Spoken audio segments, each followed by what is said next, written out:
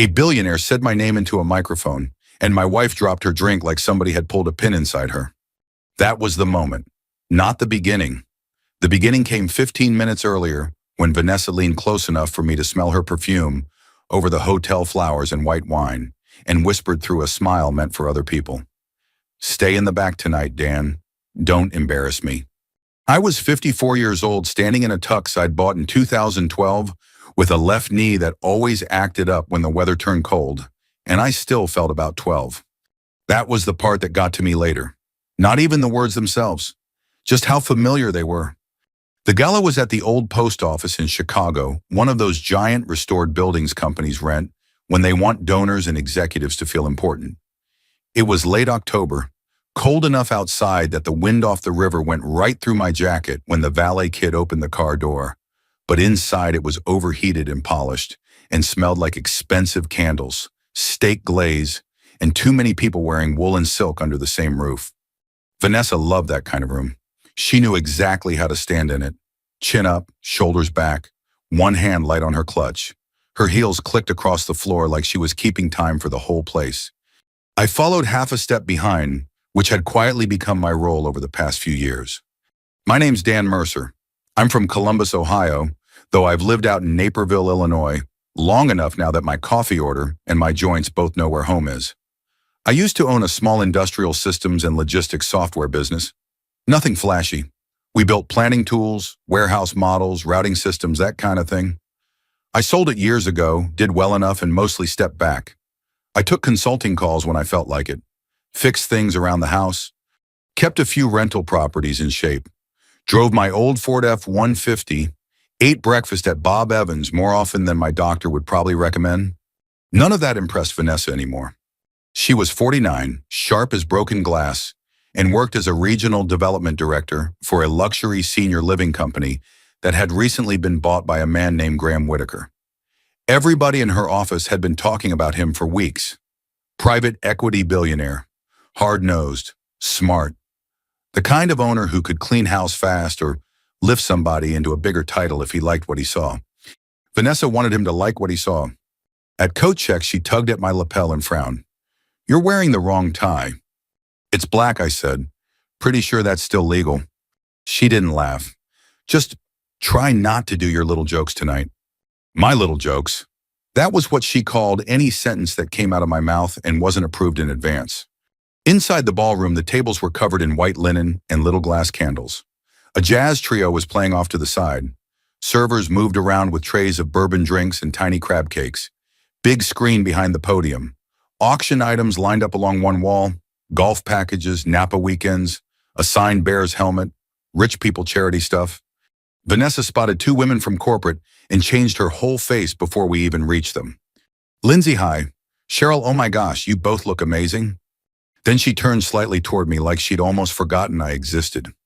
"This is my husband, Dan. He used to be in software." Used to be. I shook hands, smiled, said nice to meet you, and watched their eyes slide right past me to Vanessa again. I wasn't hurt by them. It was her wording. That tiny little trim job. One sentence, and I'd been reduced to some retired guy who maybe once had a cubicle and now mostly wandered hardware stores in orthopedic shoes. The stupid thing is part of me still tried. I asked one of the women where she was from. "Milwaukee," she said. I told her I'd once spent 3 February days in Milwaukee and still hadn't fully forgiven the city. That got a polite smile. Vanessa touched my forearm, lightly, nails pressing just enough for me to get the message. "Not here." So I drifted where she wanted me, near the back edge of the room, close enough to be available if she needed husband-shaped scenery, far enough away not to interfere. My knee was already starting to throb from standing on that hard floor. I took a glass of club soda from a passing tray and watched Vanessa work. She was good at it, I'll give her that. She laughed at the right volume, touched elbows, remembered names, schools' board memberships. She looked beautiful in a navy gown that probably cost more than my first decent set of power tools, and every time she glanced over at me, it was quick and corrective, like checking whether a lamp had been left on in an empty room. A younger guy in a fitted tux wandered over beside me, looked out at the crowd and said, "You with the company? My wife is." He gave me a sympathetic half smile. "Ah." That one syllable told me everything. He'd seen the type before. Husband as accessory. Bring him, park him, retrieve him later. I almost laughed. Then the lights shifted a little, and the jazz trio stopped. Somebody tapped the mic. The room softened into that dinner event hush where you can hear silverware settle and chairs stop moving. Even the air felt different, like the building itself was paying attention. Vanessa moved closer to the front with a cluster of executives. I saw her smooth her hair once, lift her chin, and fix that bright public smile in place. A woman from the foundation introduced Graham Whitaker. Applause. He walked up to the podium in a dark suit, broad-shouldered, silver-haired, the kind of man who didn't need to raise his voice, because rooms just leaned toward him anyway. He thanked donors, cracked one dry joke about Chicago parking that got a decent laugh, talked briefly about expansion care standards, long-term investment. Solid stuff. No fluff. Then he stopped in the middle of a sentence. Actually stopped. He looked out over the crowd, not scanning, not searching exactly, locking on. At me. I remember the hum of the air conditioner overhead, the ache in my knee, the cold sweat that hit the back of my neck for no reason I could explain. Then Graham smiled. Well, he said, lifting the microphone a little, I didn't know Dan Mercer was in the room tonight. For 1 second, nobody moved, not a single fork, not a chair. Then heads turned all over the ballroom. Mine included, which was a dumb reaction, but there it is. Graham pointed straight toward the back, toward me. A lot of what I know about operational discipline, he said, I learned from that man right there. And that was when Vanessa's wine glass hit the floor. The sound cracked across the room, sharp enough to make a few people jump. Red wine splashed across the white linen near her table. A server rushed in with napkins. Somebody bent down. Vanessa didn't. She just stood there. I could see her face from where I was. Not red with embarrassment, not confused. Afraid. Real fear. The kind that strips 10 years off a person in one blink. Graham kept talking easy as ever. Dan helped me years ago on a distribution mess in Ohio that could have cost me a fortune. One of the smartest operators I've ever worked with. Dan, if you don't mind, come see me before you leave. People were looking at me now. Really looking. Some curious, some impressed. A few clearly trying to recalculate the whole room. I didn't move right away. My legs had gone stiff. My hand around that club soda glass was damp. Then I felt Vanessa at my side. I hadn't even seen her cross the room. Her fingers wrapped around my arm hard enough to hurt. Her smile was still on for the crowd, but her voice when it came was low and tight and nothing like a smile. Why, she said, does Graham Whitaker know your name? I looked at her, at the perfect makeup, the tense jaw, the fear she was trying and failing to hide. And for the first time that night, I understood I wasn't the one in trouble. Vanessa didn't say another word until we were back in the car. The valet pulled my truck around, still the same dark blue F-150 I'd been driving for years, sitting a little out of place between the black Escalades and German sedans lined up under the lights. The kid handed me the keys, gave me a look that was a mix of curiosity and respect, and I nodded like it was nothing. It wasn't nothing. We drove in silence for a while. Chicago slipping behind us, highway lights stretching out, that low hum of tires on asphalt filling the space where a normal conversation should have been. Vanessa finally broke. Why didn't you tell me you knew him? Her voice was softer now. Careful, not the sharp tone from earlier. I kept my eyes on the road, didn't come up. That doesn't just not come up, Dan. That man owns the company I work for. I know. She turned in her seat. I could feel it without looking. You let me walk into that room blind. That one almost made me laugh. I didn't let you do anything I said. You were doing just fine. She didn't like that. I could hear it in the way she shifted, crossing her arms. Well, now I look like an idiot. I let a few seconds pass. You weren't the one he called out. That shut things down again, for a bit. We drove the rest of the way back to Naperville, mostly quiet. Just the radio low, some AM station talking about college football, and the heater blowing that dry, warm air that always makes your eyes feel tired. When we pulled into the driveway, the porch light flicked on automatically. Same house I'd paid off 8 years ago. Same front steps I'd fixed twice because the concrete kept cracking in the winters. Vanessa sat there a second before opening the door. You should have told me, she said again, but this time it sounded less like anger and more like calculation. I didn't answer. Inside, she kicked off her heels and went straight to the kitchen, pouring herself another glass of wine like she hadn't already dropped one in front of half the company. I hung my jacket, loosened my tie, and felt that dull ache settle deeper into my knee now that I wasn't moving. Dan, she said, leaning against the counter, this could actually be a good thing. There it was. I looked at her. What could... You and Graham. That connection. It changes how he sees me. It changes everything. Me. Not us, not the truth, not what happened. Just how it could benefit her. I nodded slowly like I understood. Yeah, I said, changes things. She smiled a little, relieved we were back on familiar ground. Exactly. We just need to be smart about it. We?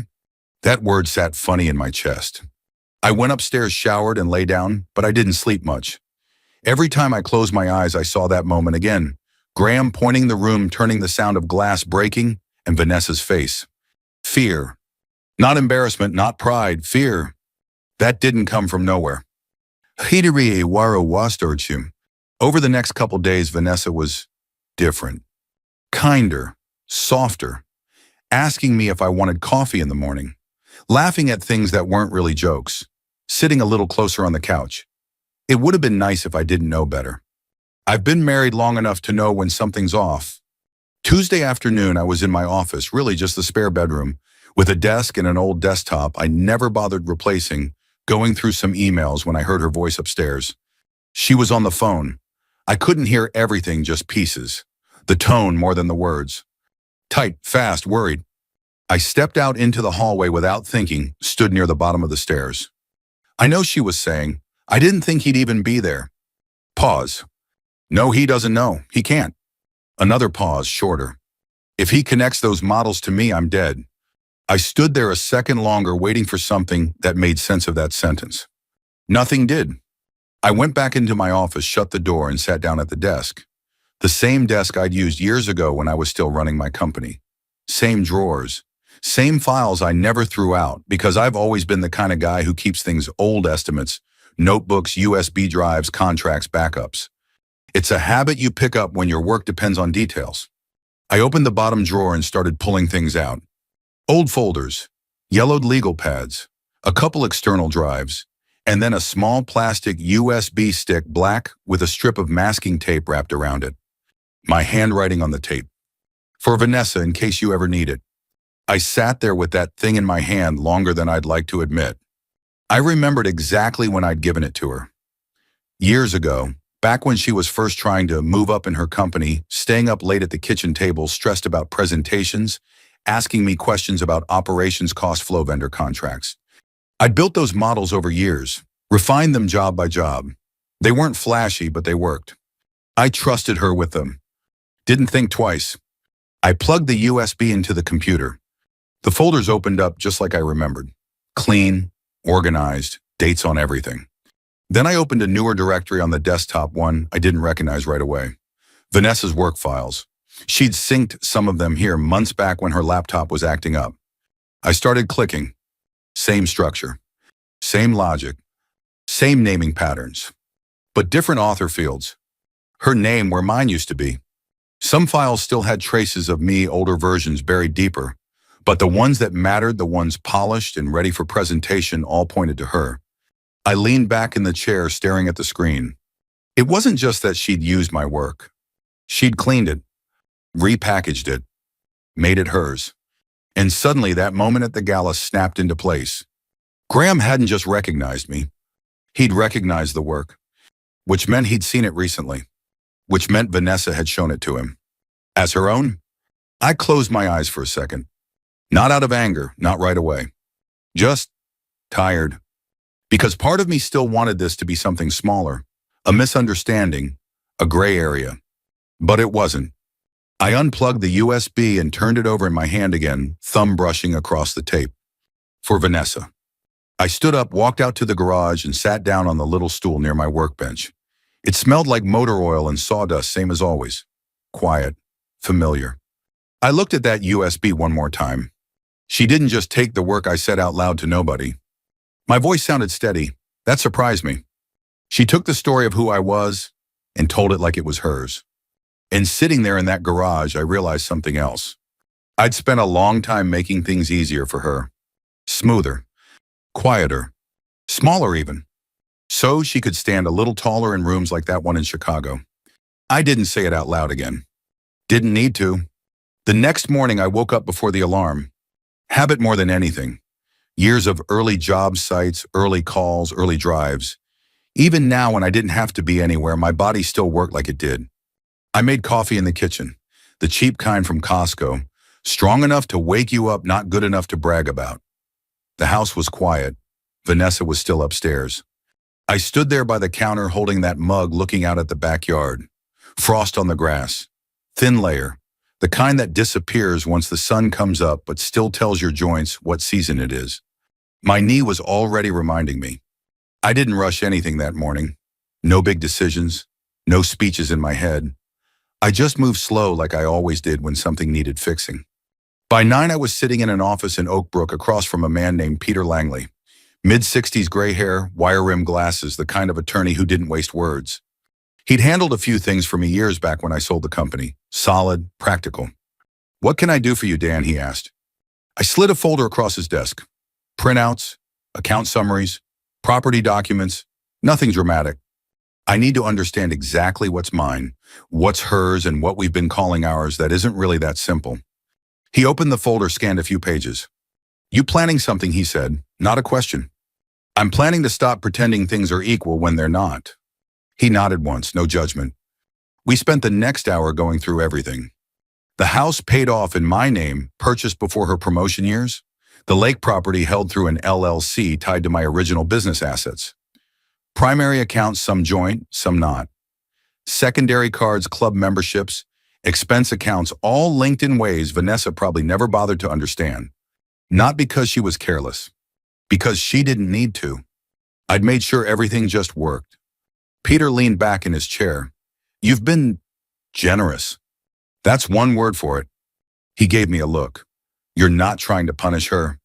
Number. "Then what?" I thought about it a second. "I'm just not going to keep holding things up that she's standing on." That seemed to make sense to him.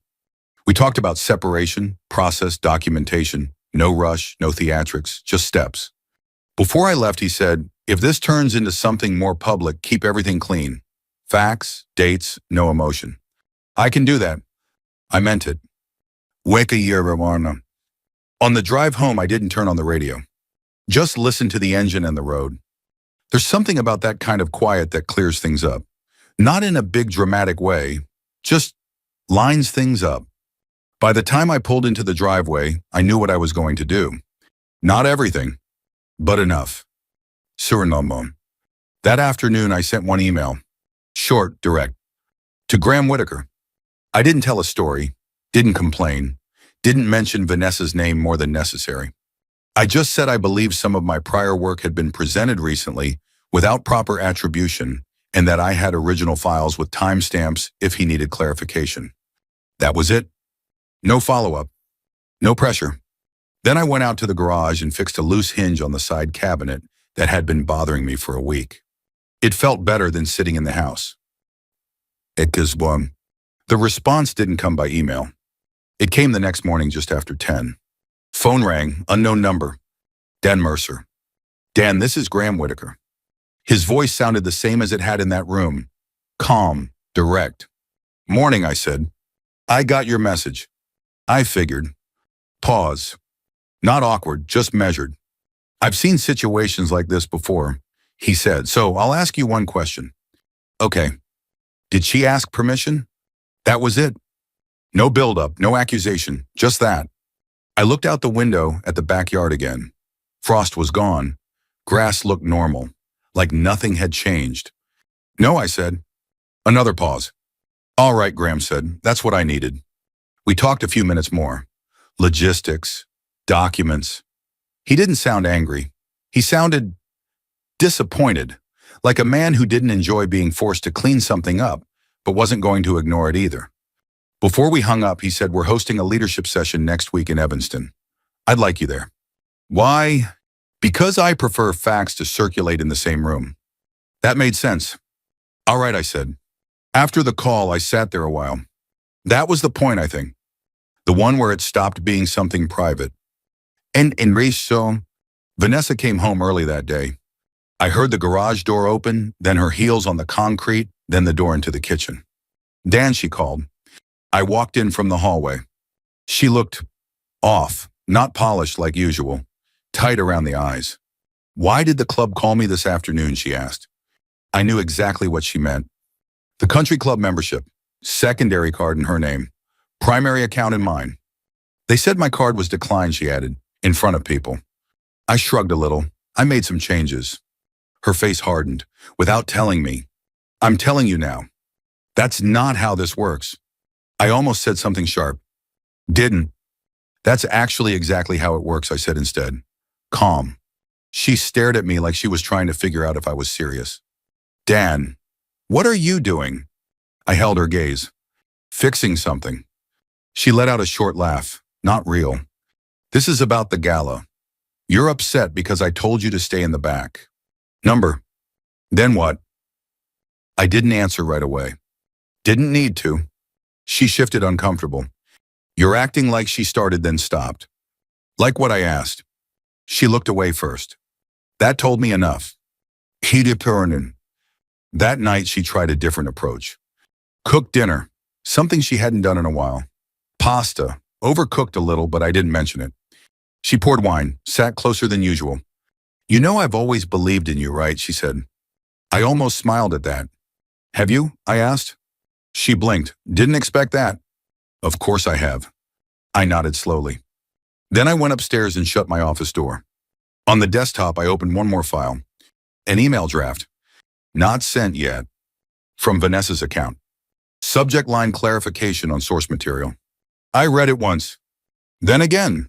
She was already writing the story.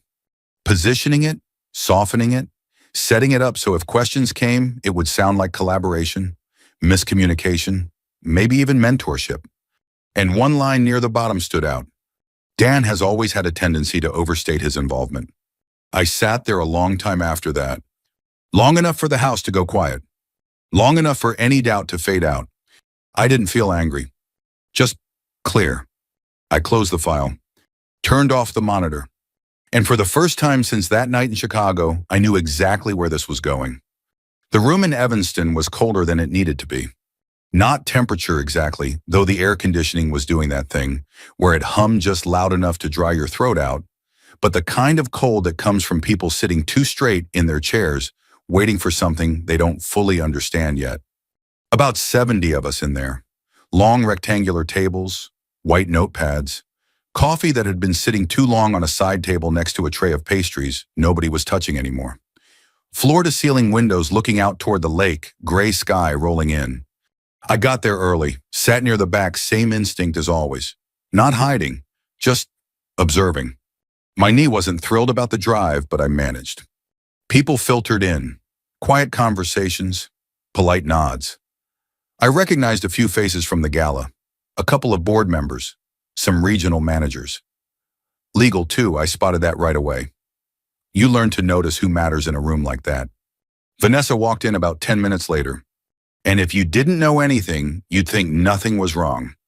Hair perfect, suit sharp, posture locked in.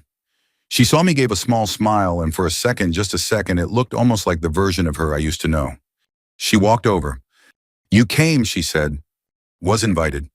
She nodded like that made sense. Then softer. We can talk after this. I didn't respond to that.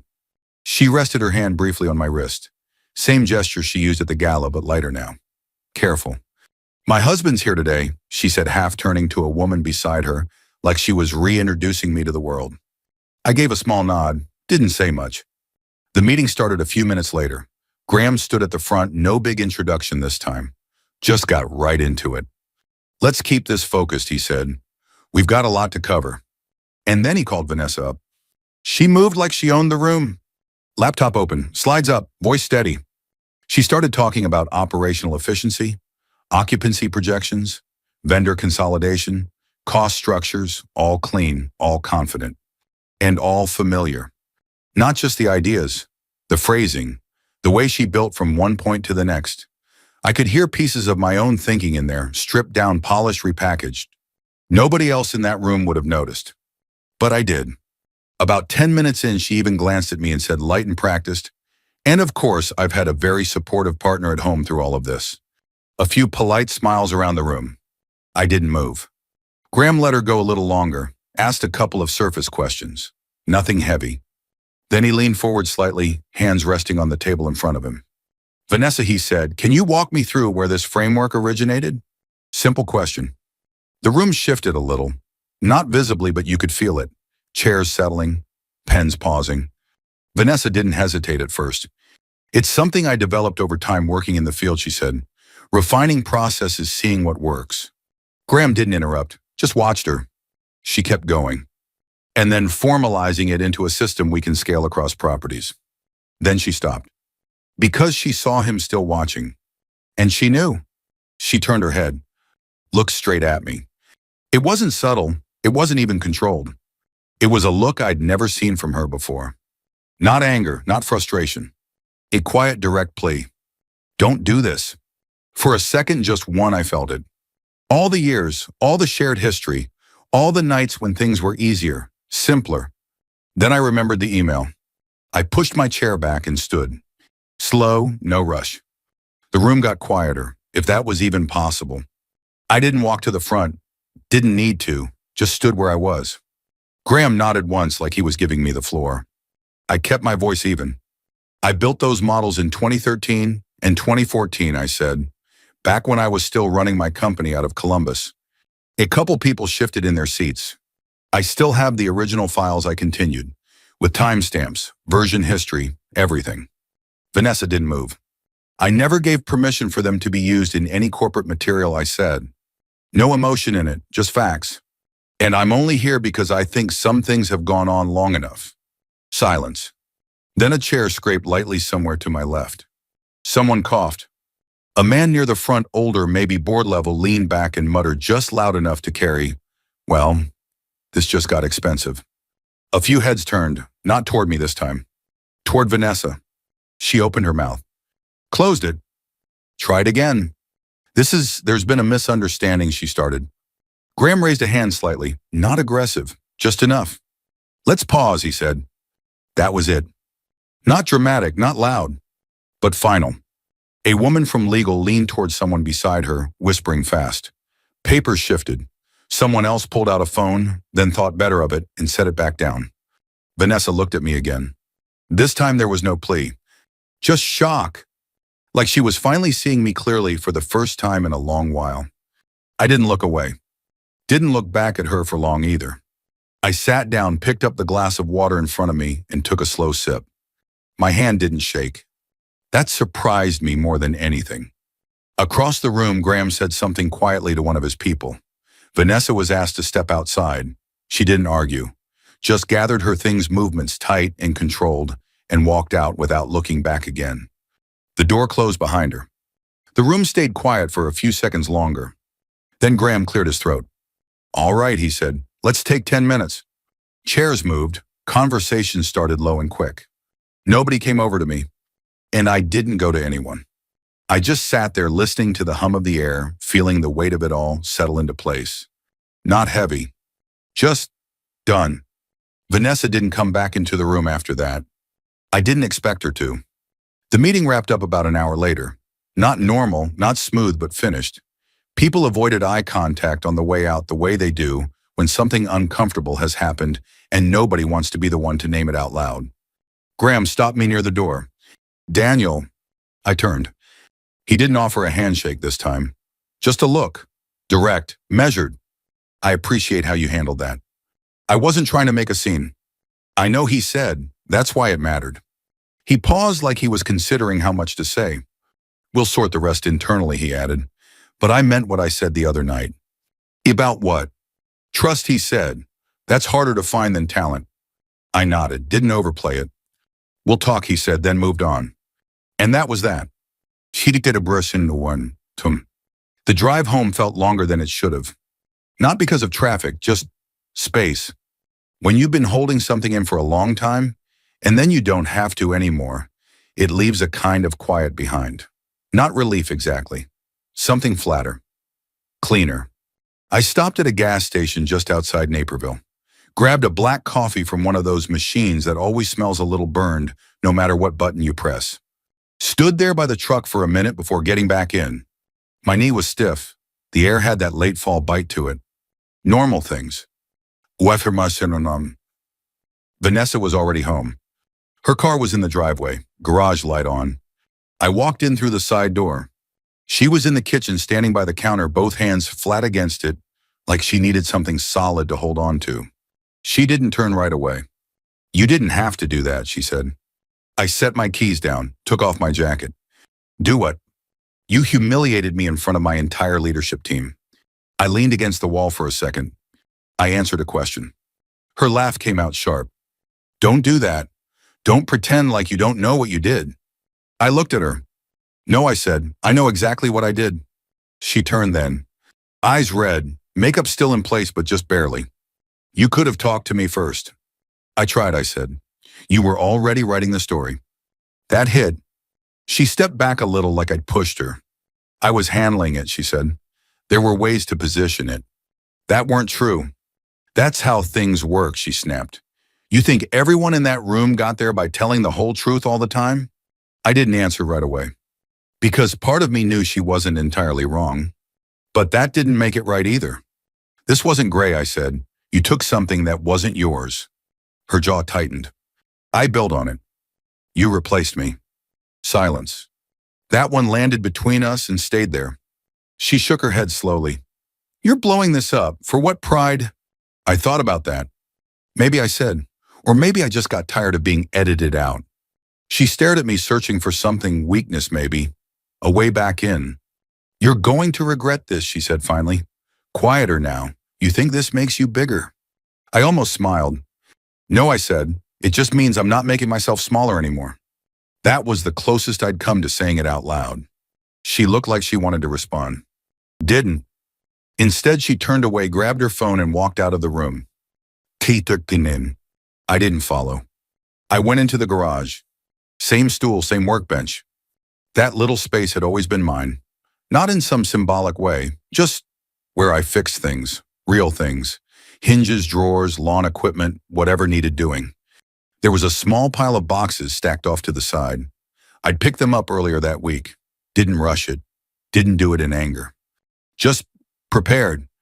I brought them inside one by one that evening. Set them up in the spare room. Started sorting. Her things first. Clothes, shoes, personal items. Nothing thrown, nothing damaged, folded, placed, labeled. It took a few hours. I didn't think too much while I did it. That's the nice thing about simple tasks. Your hands know what to do. At one point, I picked up an old photo that had slipped between two books. Us, years ago. Standing next to my old Ford Ranger. Rust along the wheel well. Both of us younger. Laughing about something I couldn't remember anymore. I looked at it for a second. Then I set it aside. Not in a box. Just on the table. Year one. The next morning, I was up early again. Coffee, same routine. The house felt different already. Quieter in a way that didn't feel tense. Just open. I carried the boxes out to the garage. Lined them up neatly near the door. Labeled, organized. Not dramatic. Just clear. Vanessa came down around 8. She stopped when she saw them. "What is this?" she asked. I took a sip of coffee. "It's your stuff." She looked at me like I'd said something in another language. "You're serious?" "Yeah. You're just putting me out." "I've already talked to a lawyer," I said. "This is the next step." Her face shifted again. Anger first. Then something else. "You're really doing this," she said. "I am." She stood there a long time, like she was waiting for me to soften. I didn't. Eventually, she nodded once. Tight. "Fine," she said. "You want to do it this way, fine." She grabbed her keys, walked past me, stopped at the door. "You didn't have to destroy everything," she said without turning. I set my mug down. "I didn't," I said. "I just stopped holding it up." She left, garage door closing behind her. A few days later, Graham called again. "Danny said I'm putting together a small team to review some operational issues across the company." "All right. I don't need another executive," he added. "I need someone I can trust to tell me what's actually there." I leaned back in my chair. You offering me a job? Consulting, he said. Part-time on your terms. I thought about it. Not the money. Just the work. Yeah, I said, I can do that. Weferi you, pin in my mom. That following Saturday, I sat out back on the patio. Cold morning, clear sky, black coffee in my hand, knee aching just enough to remind me I wasn't 30 anymore. The table in front of me had a loose bolt on one corner. It had been wobbling for weeks. Vanessa used to hate when I messed with things out there, said it made the place look unfinished. I grabbed a screwdriver from the toolbox by the door, leaned down, tightened it. Simple, solid, done. I sat back down, took a sip of coffee, and just listened. No voices in the house, no tension in the air, just quiet. That's when it hit me. Not in some big dramatic way, just a clear thought. Peace isn't loud. It doesn't announce itself. It just shows up when nobody's standing on your shoulders anymore. If you've ever had to choose yourself the hard way, you probably know what that feels like. If this story meant something to you, share it with someone who might need to hear it. And if you want more stories like this, you know where to find them.